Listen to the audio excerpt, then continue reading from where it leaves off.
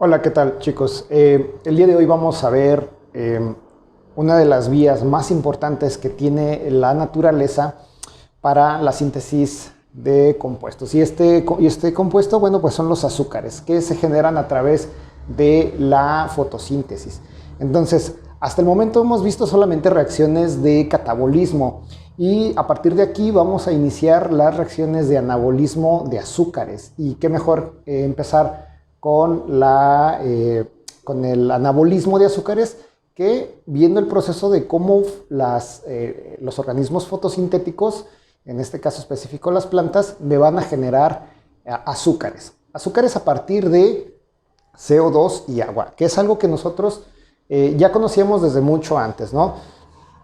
Siempre nos han comentado que la fotosíntesis es una reacción en la cual participa la luz como fuente de energía, la fuente luminosa, para transformarla en energía química necesaria para la formación de azúcares.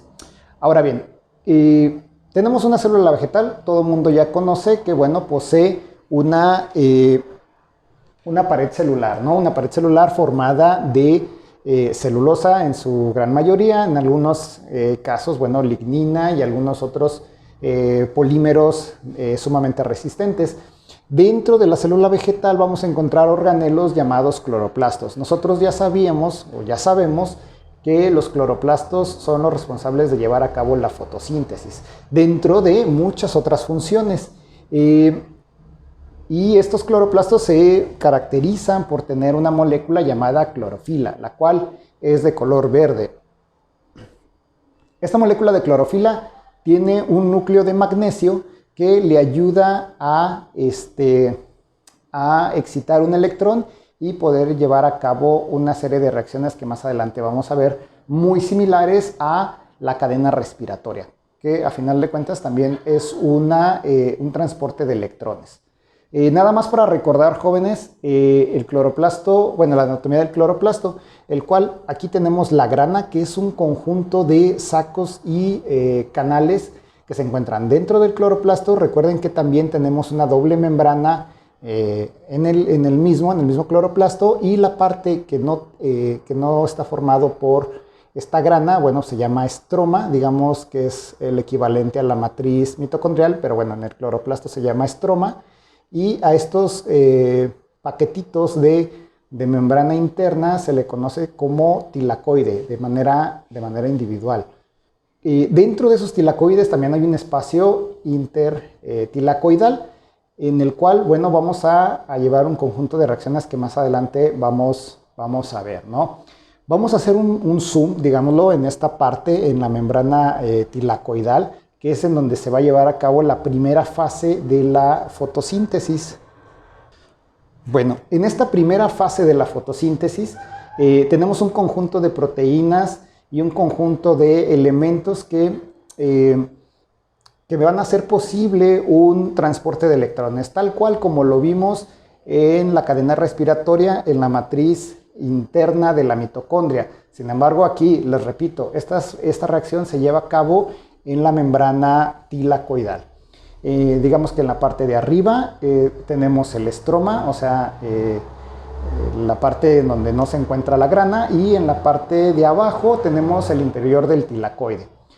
¿Qué elementos van a participar en esta fase que se le llama fase luminosa de la fotosíntesis? Se llama fase luminosa porque requiere la intervención de un fotón, o sea, requiere la intervención de la luz propiamente dicho, ¿no? Recuerden que la luz tiene esa particularidad dual, que puede ser una onda o puede ser una partícula, ¿no? En este caso específico, lo que a nosotros nos va a ayudar a llevar a cabo la fotosíntesis es la partícula. Acuérdense que un fotón es un paquete energético proveniente de la luz, ¿no? ¿Quiénes son los que participan aquí? Tenemos el fotosistema 2, la plastoquinona, el citocromo BF, el fotosistema 1, la ferrodoxina y un complejo enzimático que nosotros ya conocemos bien, llamado ATPasa. ¿Y qué ocurre aquí? Bueno, la primera parte inicia con un electrón que ¿de dónde proviene? Recuerden que, por ejemplo, en la cadena respiratoria, quien donaba esos electrones eran las moléculas con poder reductor, el NADH y el FADH. En este caso particular, quien va a donar el electrón es una molécula de agua. Es por eso que, bueno, las plantas y todos los organismos vivos requieren agua, pero en este caso específico, en la fotosíntesis, es una molécula de agua la que va a donar ese electrón. Y entonces se va a romper esa molécula de agua y me va a generar oxígeno y 4 moléculas de, 4 iones de hidrógeno, o sea, 4 protones. Esos electrones van a viajar a través del fotosistema 2, impulsados, muchachos, impulsados por la energía proporcionada por el fotón. Obviamente todos estos complejos proteínicos y estos elementos que se encuentran en esta cadena tienen núcleos metálicos que hacen posible el transporte de ese electrón, ¿no? Entonces, ese electrón va a viajar hacia la plastoquinona, que es un elemento móvil, y posteriormente la plastoquinona se lo va a pasar al citocromo BF y nuevamente va a llegar a un fotosistema 1. Ambos se llaman fotosistemas porque en estos dos complejos proteínicos tenemos la presencia de la clorofila, y al estar la clorofila ahí, bueno, es susceptible a la excitación por un fotón. Entonces, en este fotosistema 1, lo que va a ocurrir es que la ferrodoxina, impulsado otra vez por la energía proporcionada por el fotón, me va a recibir ese electrón. ¿Y quién lo va a recibir? Bueno, lo va a recibir el NADP, ¿ok? Que se va a unir con un protón y me va a generar NADPH. Si se fijan, más o menos, y si recuerdan un poco la cadena respiratoria, esta cadena de electrones es casi el inverso de la cadena respiratoria. ¿Por qué? Porque se acuerdan que al final el último receptor de ese electrón era un oxígeno y me generaba agua. Bueno, en este caso, quien dona el electrón es el agua y genera oxígeno. Y en el caso de la fotosíntesis, el último receptor de este electrón es un NADP y me va a generar NADPH, que sería, digámoslo, el primer paso de la cadena respiratoria.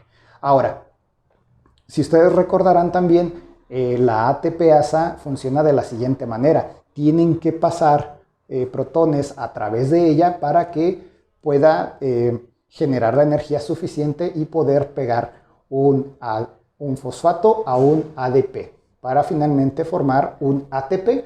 Entonces, ¿de dónde saca esos protones? Bueno, saca esos protones provenientes de la desintegración o de la ruptura del agua. Y aquí me faltó, de la misma manera, el citocromo BF va a ingresar un protón hacia el espacio tilacoidal, ¿no? Hacia el interior del tilacoide. Entonces, ese espacio del interior del tilacoide pues se va a llenar de protones provenientes del agua y de el bombeo que hace el citocromo BF, y entonces al estar saturado aquí de protones pues tenderán a ir hacia un espacio de menor gradiente, ¿no? De menor concentración. ¿Cuál es ese espacio? Bueno, pues el estroma. Entonces, al salir estos protones a través de la ATPasa, bueno, pues me va a generar la energía suficiente para formarme ATP, ¿sí? Y entonces, estos protones que salen hacia el estroma, pues son capturados por el NADP para formar NADPH. Entonces, sigue o continúa el gradiente de protones en mayor medida en el interior y en menor medida en el exterior. Entonces, en esta primera parte de la fotosíntesis, en resumen, se llama fase luminosa. ¿Por qué? Porque requiere el impulso energético del fotón que me va a excitar a el fotosistema 2 y al fotosistema 1. ¿Por qué está primero el fotosistema 2 y después el fotosistema 1? Bueno, porque los nombraron así en orden de aparición, ¿no? Primero descubrieron el fotosistema 1 y después el fotosistema 2. Sin embargo, ya en la cadena de eventos, bueno, pues el primero en participar es el fotosistema 1. Entonces recuerden, el fotosistema 1 me va a romper la molécula de agua, me va a generar oxígeno y me va a liberar protones, y aparte va a extraer, digámoslo así, esos electrones, los va a pasar, y cuando pasen por el citocromo BF me va a bombear un protón hacia el espacio intertilacoidal, y el fotosistema 1 en conjunto con la ferredoxina me va a generar NADPH. ¿De dónde proviene ese hidrógeno? Bueno, del hidrógeno bombeado por la ATPasa. Y finalmente la ATPasa, su trabajo es generarme ATP. Ahora, si bien en esta primera fase se genera NADPH y ATP, la función de la fase luminosa no es precisamente generar energía para el metabolismo. Ahorita vamos a ver en dónde se utilizan esa molécula de ATP y ese NADPH. Aquí tenemos las abreviaturas que utilicé para nombrar los complejos. No los pongo en el esquema porque, bueno, están muy grandes y no cabrían. Muy bien, ahora tenemos la fase oscura de la fotosíntesis. Se llama fase oscura no precisamente porque se lleva a cabo en la oscuridad, jóvenes. Se llama fase oscura porque en esta parte de la fotosíntesis no se requiere la intervención de la luz, o sea, no hay una clorofila implicada en este proceso. En este proceso, en esta segunda etapa de la fotosíntesis, tiene como objetivo ya generar el azúcar, ¿no? El carbohidrato que me va a llevar a la síntesis de azúcares mucho más complejos, como el almidón, como la sacarosa, como la misma glucosa, etc. Esta fase oscura también se le conoce como ciclo de Calvin, y bueno, lo vamos a ir abreviando a lo largo del esquema como CC. Ok, bueno, este es como su nombre lo dice, es un ciclo, porque tiene una ciclicidad, y la primera parte de este ciclo es la integración del dióxido de carbono. No hay organismo vivo, digámoslo así, que sea capaz de obtener sus compuestos carbonados a partir de el CO2, salvo los organismos fotosintéticos. O sea, nosotros los seres humanos no podemos sobrevivir a base de CO2, los animales en general no pueden sobrevivir a base de CO2, ni los hongos, ni los protozoarios, bueno, salvo los que no sean fotosintéticos, no pueden sobrevivir a base de CO2. Así que aquellas personas que dicen que viven de puro aire, bueno, eso es una completa mentira, porque no tenemos la enzima que integre ese CO2 a un compuesto carbonado. Entonces, inicia con un compuesto que seguramente les suena, muchachos, que es la ribulosa bifosfato, ¿sí? La ribulosa 1,5-bifosfato. ¿Les sonará por qué? Porque tenemos una ribulosa en la vía de las pentosas. Entonces, la ribulosa es un es un azúcar de 5 carbonos, y para esta primera reacción necesitamos 3 ribulosas fosfatos. Entonces, ¿qué nos indica aquí? Bueno, que tenemos en juego, digámoslo así, 15 carbonos, ¿no?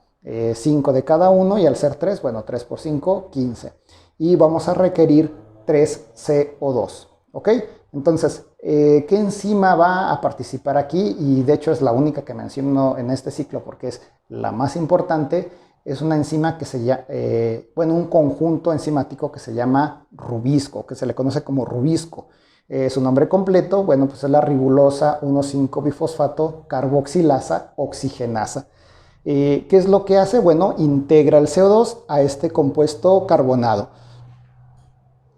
y me va a generar 6,3-fosfoglicerato. Ustedes saben que el fosfoglicerato es un compuesto de 3 carbonos. Entonces, seguimos 3 por 6, 18. Y entonces aquí tenemos 3 carbonos y 15 carbonos, son los 18 carbonos generados aquí en el 3 3-fosfoglicerato. Entonces tenemos ahora 6 moléculas de 3-fosfoglicerato y me va a generar ese 3-fosfoglicerato un compuesto que se llama 1,3-bifosfoglicerato. ¿Sí? Si ustedes recordarán, estos 3 compuestos forman parte de la glucólisis, ¿no? ¿Y de dónde salen esos fosfatos adicionales? Bueno, provienen de 6 moléculas de ATP. Entonces, esas 6 moléculas de ATP donan a esos 6 fosfatos para poder formar estos compuestos que ahora tienen dos fosfatos. Por eso es 1,3-bifosfoglicerato. Ahora, el siguiente paso, bueno, es una oxidación y tenemos el 1,3-bifosfoglicerato que se va a transformar en 6 moléculas de gliceraldehído 3-fosfato. ¿De dónde saca esos hidrógenos? Bueno, provienen del NADPH. ¿Sí? 6 moléculas de NADPH me van a generar 6 moléculas de gliceraldehído 3-fosfato y 6 NADP+. ¿Ok? Ahora, si se fijan aquí me faltó, de hecho, se va a perder también 6 fosfatos, pero bueno, esos fosfatos que se pierden son fosfatos inorgánicos. Y ya no lo puse porque ya no ocupo en el esquema. Entonces, ahora tenemos 6 gliceraldehídos 3-fosfato. Y ojo aquí, uno de esos gliceraldehídos 3-fosfato se va a escapar del ciclo. ¿Ok?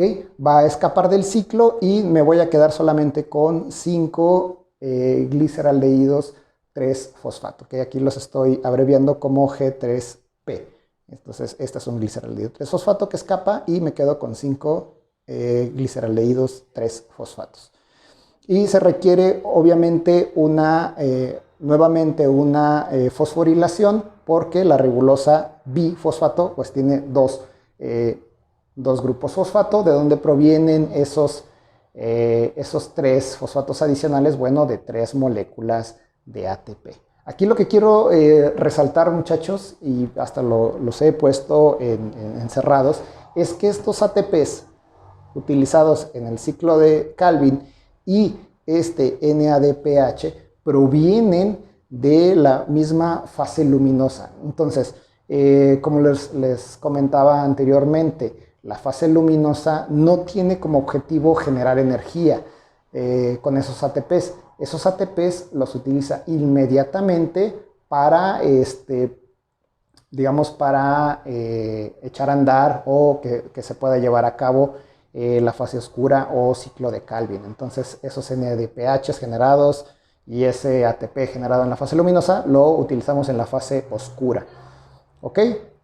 Y a grandes rasgos, muchachos, a grandes rasgos esta es la fotosíntesis. Aquí, si se fijan, he puesto unas flechas porque hay un conjunto de reacciones intermediarias entre el gliceraldehído 3-fosfato, perdón, y la ribosa 1,5-bifosfato, que obviamente voy a omitir y que no les voy a preguntar en el examen, pero por ahí más adelantito aquí en el video les voy a poner la reacción completa, ¿no? Para que lo tengan ahí presente o lo tengan ahí guardado.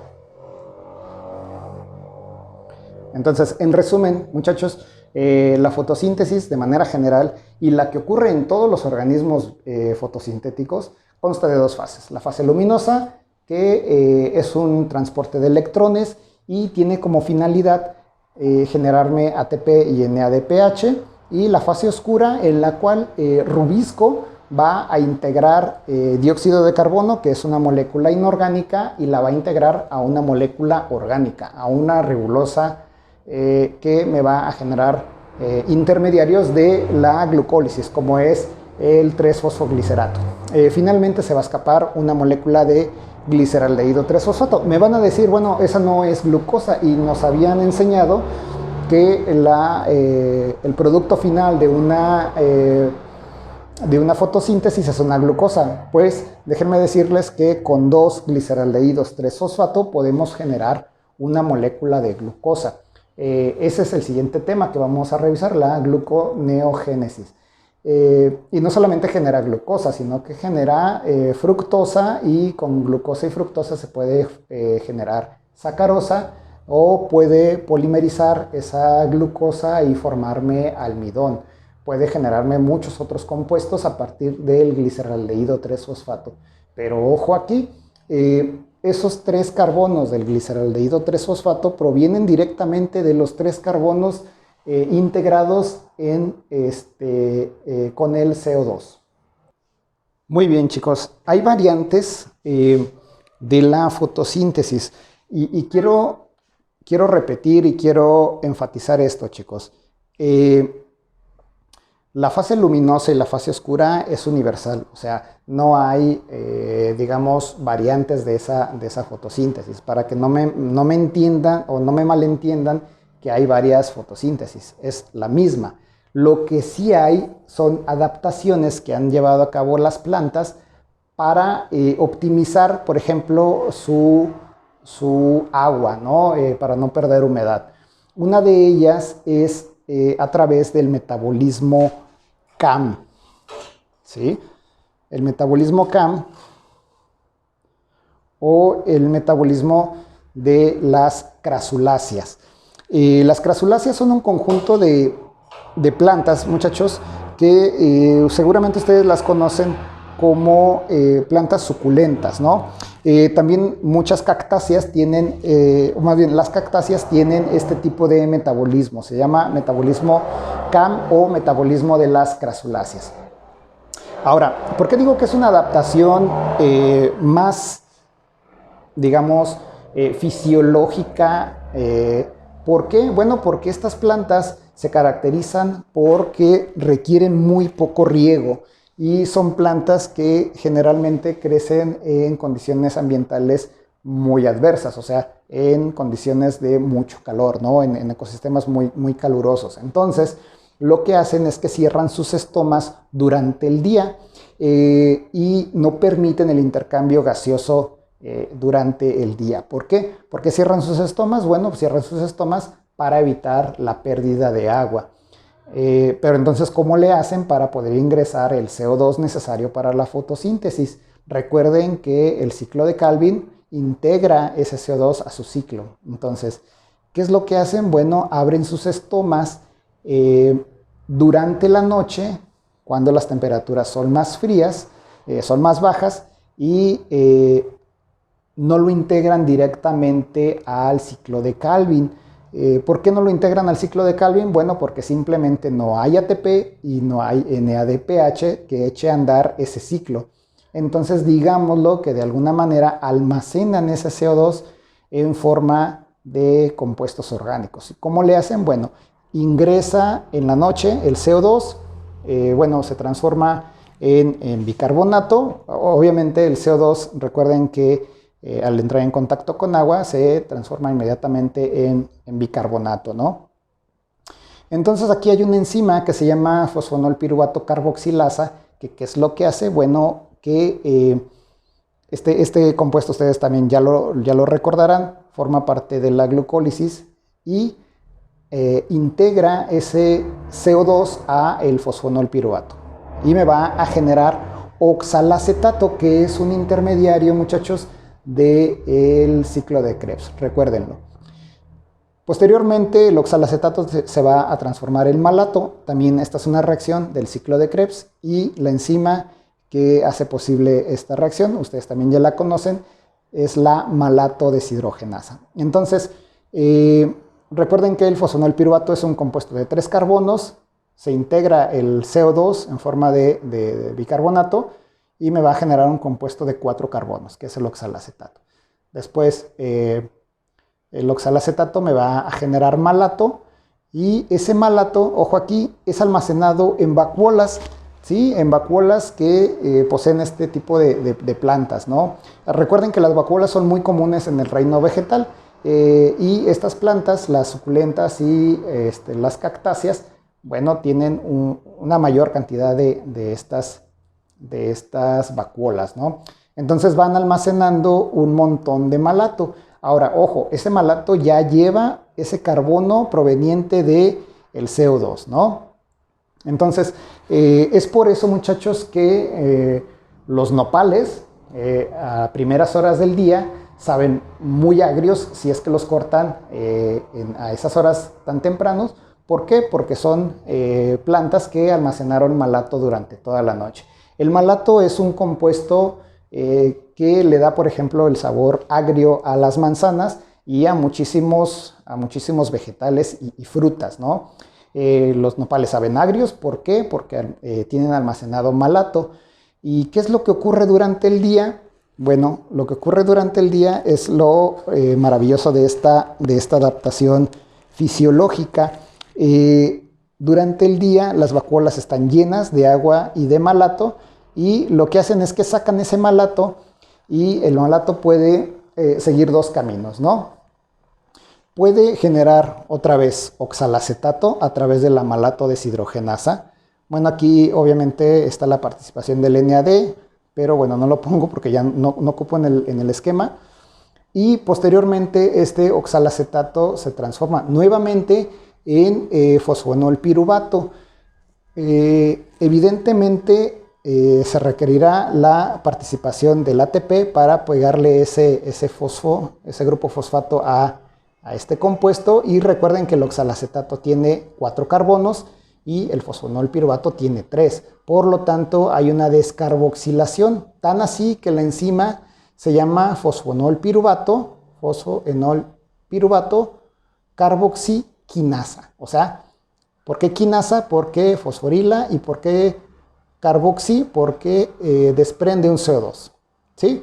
Ese CO2 liberado obviamente se va a integrar a el ciclo de Calvin. ¿Por qué se integra al ciclo de Calvin? Bueno, porque ya es de día, ¿no? Aquí está ese sol chafa que me aventé, y como ya es de día, ya hay luz, y entonces la fase luminosa puede empezar a trabajar, me puede generar ATP, me puede generar NADPH necesario para poder echar a andar el ciclo de Calvin. Entonces ya tenemos ese CO2 y ya tenemos ese ATP y ese NADPH necesarios para generarme azúcares.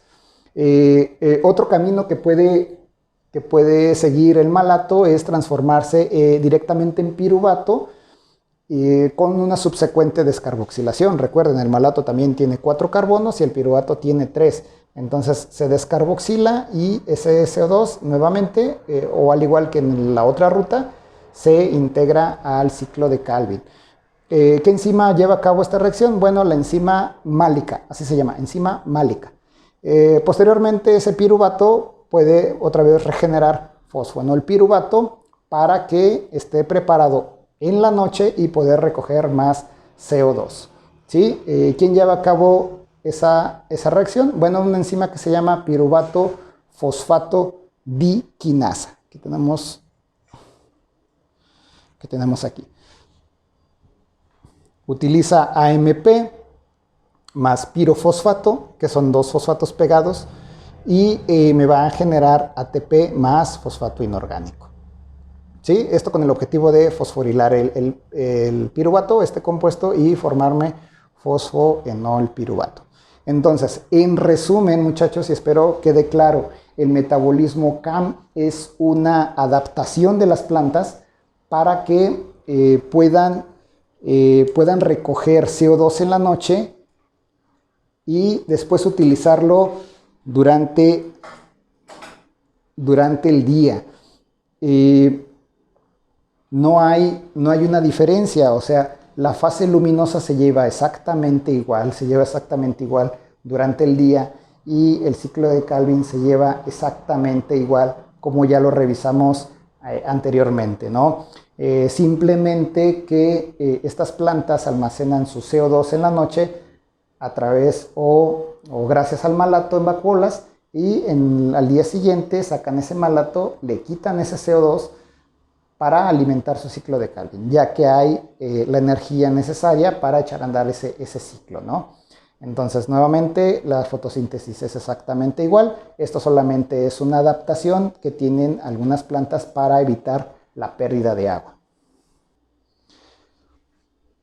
Y finalmente, muchachos, tenemos el metabolismo C4. ¿Por qué se llama metabolismo C4? Bueno, lo hacen o lo dicen así para hacer una diferencia con lo que le llaman metabolismo C3. Todas las plantas que no tienen, que no son CAM ni son C4, se dice que llevan a cabo una fotosíntesis con un metabolismo C3. ¿Por qué? Porque el CO2 se integra, si recuerdan, y me genera 3-fosfoglicerato en el ciclo de Calvin. Y el fosfoglicerato es un compuesto de 3 carbonos, o sea, C3. En el caso de las plantas C4 también es una adaptación, pero más que fisiológica, es una adaptación anatómica que poseen algunas plantas igual, de la misma manera, para evitar la pérdida de agua. Generalmente estas plantas son plantas monocotiledóneas, como el maíz, como el sorgo, como el trigo, como el arroz, la cebolla, etc. Si se fijan en estas plantas monocotiledóneas, o más bien, si se acuerdan de lo revisado en biología, estas plantas tienen unas nervaduras que son, digamos, muy evidentes y que son paralelas en sus hojas, no son nervaduras ramificadas como en las dicotiledóneas.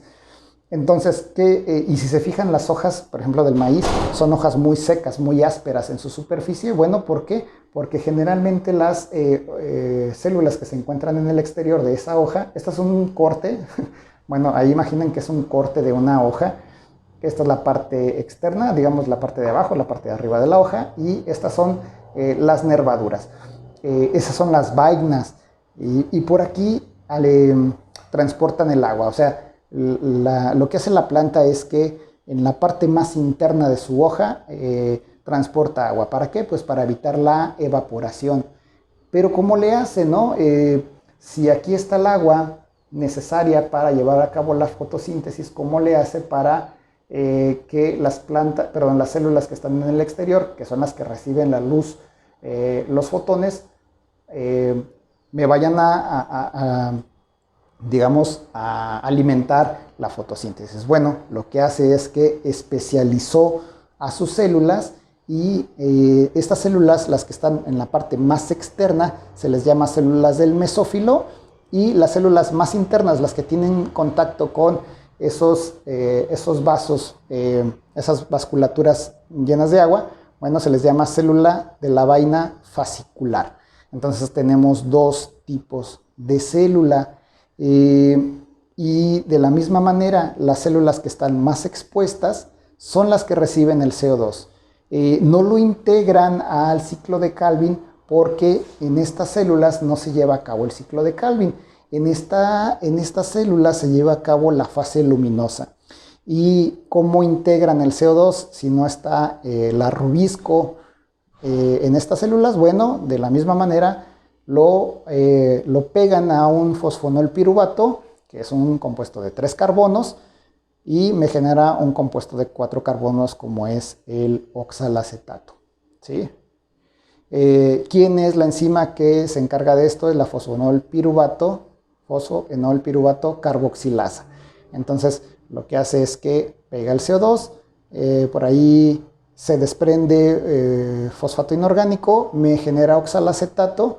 Ese oxalacetato regresa a malato a través de la malato deshidrogenasa, y ahora sí, ese malato no se almacena, chicos, no se almacena como en el metabolismo CAM, sino que pasa hacia las células de la vaina fascicular. Entonces ese malato libera su CO2, ¿no? Libera su CO2 y se transforma en piruvato. Recuerden, el malato tiene 4 carbonos, el piruvato 3, y lo hace a través de la misma enzima que ya habíamos mencionado, de la enzima málica.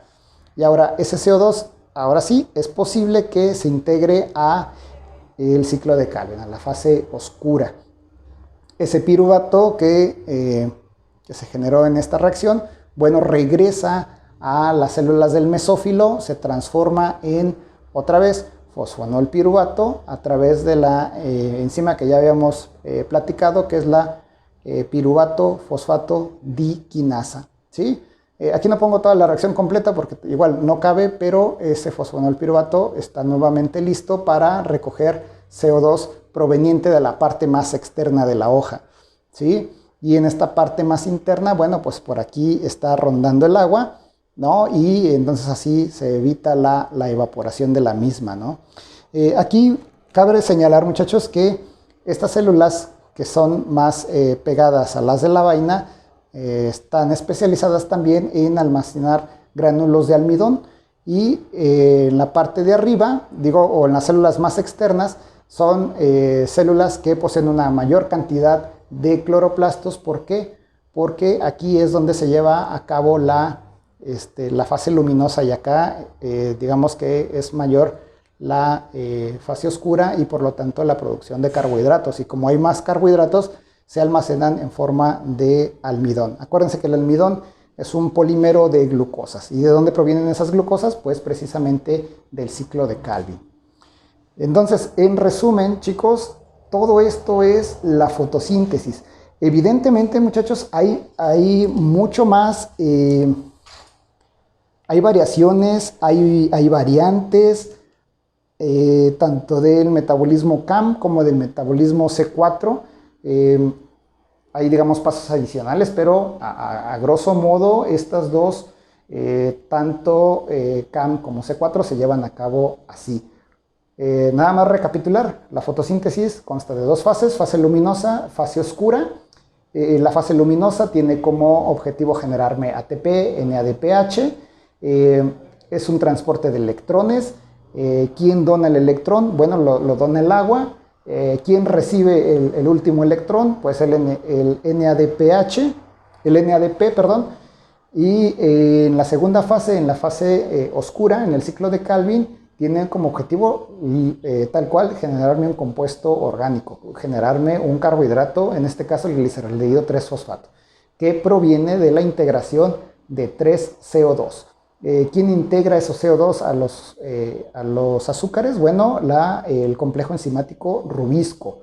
Esta enzima es muy importante en las plantas, en los sistemas fotosintéticos, porque es la única capaz de integrar un compuesto inorgánico a un compuesto orgánico.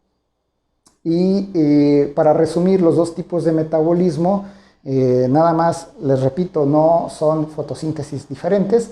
En ambas, en todos los casos, se lleva a cabo fase oscura y fase luminosa. Simplemente son adaptaciones tanto fisiológicas como anatómicas que han tenido las plantas para optimizar, o más bien para evitar la pérdida de agua, ¿no? En el caso de las CAM, abren sus estomas durante la noche para poder captar CO2, y ese CO2 lo capturan o lo secuestran en forma de malato, que es un compuesto de 4 carbonos, y durante el día cierran sus estomas para evitar la pérdida de agua y liberan ese malato. Ese malato se descarboxila, ya sea formando piruvato o formándome fosfonolpiruvato. Ese CO2 liberado, bueno, pues se integra ahora sí al ciclo de Calvin, impulsado por la luz, por los fotones provenientes de la luz, ¿no? Y en el caso del metabolismo C4, aquí no hay esa variación del noche y el día, simplemente que en el metabolismo C4 las plantas han especializado a sus células. Las células más expuestas o más externas son las que capturan el CO2 y nuevamente lo capturan en forma de malato, y ese malato viaja hacia las células más internas. Ahí liberan el CO2, se forma piruvato y el piruvato regresa para formar fosfonolpiruvato y volver a capturar más CO2. Y entonces ese CO2 que liberó el malato alimenta al ciclo de Calvin, y así poder generarme azúcares sin poner en riesgo la humedad o el agua tan valiosa para estas plantas. El resto de las plantas, muchachos, no hay especialización en sus células. Todas las células llevan a cabo la fase oscura y la fase luminosa en la misma célula.